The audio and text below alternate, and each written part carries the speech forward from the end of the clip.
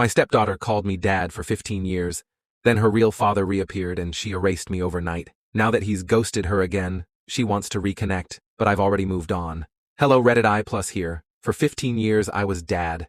Not stepdad, not Steve, just dad. In her eyes, in her voice, in the way she'd run up to me when she was scared of thunderstorms or needed help with algebra. Claire was only 3 when I met her mother, Amanda. Her biological father, Jason, had disappeared a month before she was born. One day, gone.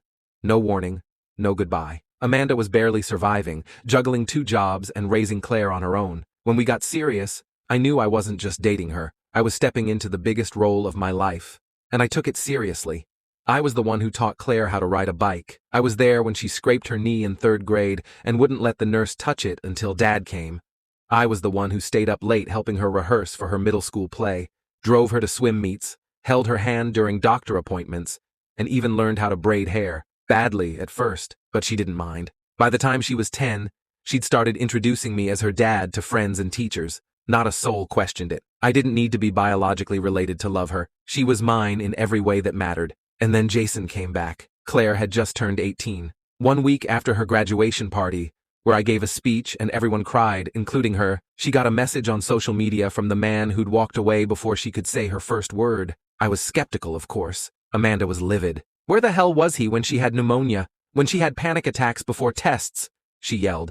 He wants credit for a child he didn't raise? But Claire didn't see it that way. She was curious, and I understood that. I encouraged her to meet him, cautiously. I even told her, if he's truly changed, I'll be happy for you both. What I didn't expect was to be pushed out. Within 2 months, she stopped calling me dad. She started referring to me as Steve again, like I was a distant uncle. I didn't even get a birthday text that year. She posted pictures with Jason on Instagram captioned, "Finally complete. My real dad." Real dad. That one hit like a sucker punch. The first Christmas after Jason came back, she didn't come to dinner.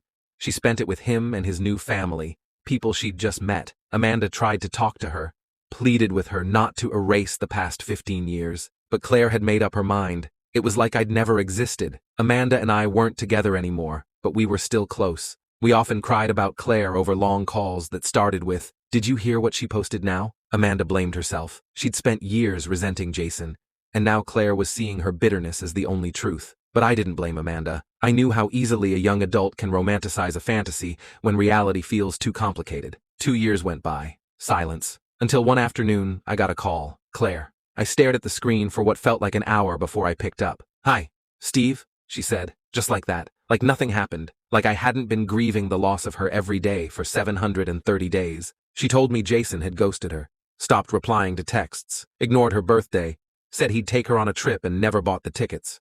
No explanation, just vanished again. And now she wanted to talk, to reconnect, to make things right. I listened. I let her speak. Then I told her the truth. "I spent 15 years showing up for you, Claire. Every scraped knee, every nightmare, every accomplishment. You were mine. But when someone you barely knew held out a hand, you dropped me without blinking.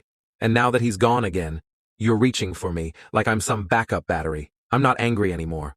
I'm just done." She cried. She said she was sorry, that she was young, confused, and chasing something she thought she needed. And I believed her. I really did. But that doesn't mean I was ready to welcome her back. Amanda called me the next day. She had heard from Claire too, and to my surprise, she agreed with my decision. "I begged her not to do it," Amanda said, "but she treated you like a placeholder. I can't undo what she did, and neither can she." We ended up talking for over 3 hours that night. About Claire.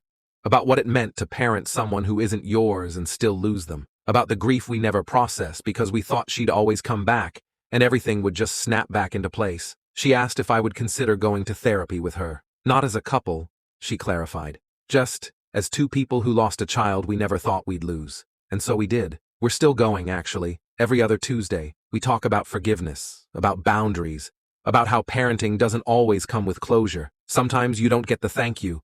Sometimes you don't get the reunion. Sometimes love just leaves you with empty chairs and framed memories.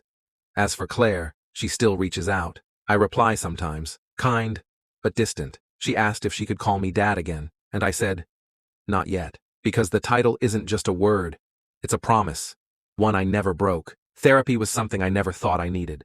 For years, I'd held it all in, every gut punch moment, every time I saw one of Claire's photos online, and felt like a ghost in my own story. I thought moving on meant bottling it up and pretending I was fine. But sitting across from Amanda in that softly lit office, with a counselor asking the right kind of hard questions, I finally began to understand the grief wasn't just about Claire. It was about who I became because of her, and who I had to let go of to survive what came after. I still catch myself setting a plate for her, Amanda admitted during our third session, or texting her about something small. Then I remember, she's not that little girl anymore. She's someone I don't fully know. She glanced at me when she said that, her voice shaking just a bit. I think we both lost her, just in different ways. I nodded. It was true, but it wasn't the same kind of loss. Amanda had lost a daughter who grew cold. I had lost a daughter who stopped seeing me as family. The counselor leaned forward. Do either of you hope for reconciliation with Claire? Amanda didn't hesitate. Of course, but only if she's willing to come back with both feet on the ground. No more real dad fantasies. No more rewriting history. I said, I'd want her to take accountability, not just say sorry, but understand what she did, what it meant to discard someone who showed up for 15 years. We left that session quieter than usual. Amanda walked me to my car and lingered by the door. You know, she's been texting me too, asking if I think you'll ever forgive her. I sighed. Forgiveness is possible, but trust? That's something she has to earn, and that could take a lifetime. A few weeks later, Claire sent a letter, not a text, not an email.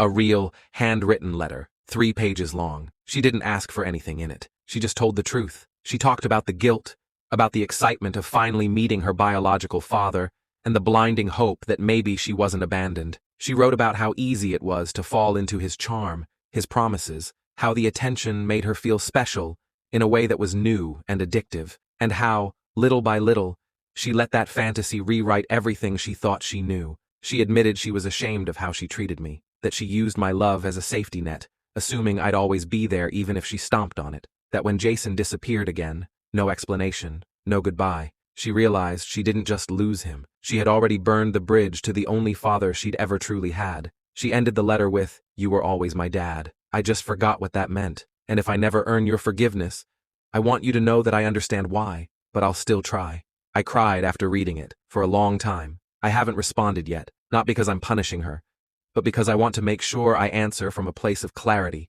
not emotion. Amanda and I talked about it in therapy. She's trying, Amanda said softly, but you don't owe her a second chance just because she wants it now. Our therapist nodded. Forgiveness doesn't mean reopening old wounds. It can also mean letting go, peacefully, without re-entry. And that's where I am right now. Some days, I miss her. Desperately. I wonder what it would have been like if she had just let both of us in, me and Jason, and realized love isn't a competition. That biology doesn't define family. But then I remember the silence, the way she ghosted birthdays, the empty chairs at Thanksgiving, the way she referred to me as Steve like I was a substitute teacher in her life story. Some things you don't come back from all at once.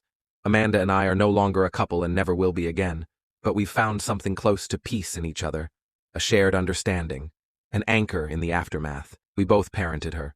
We both lost her.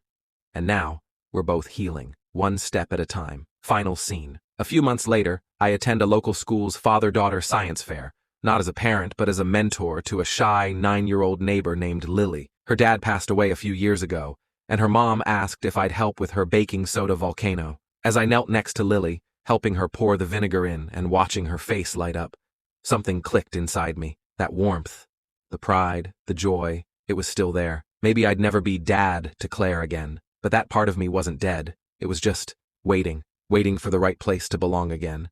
And maybe someday it will.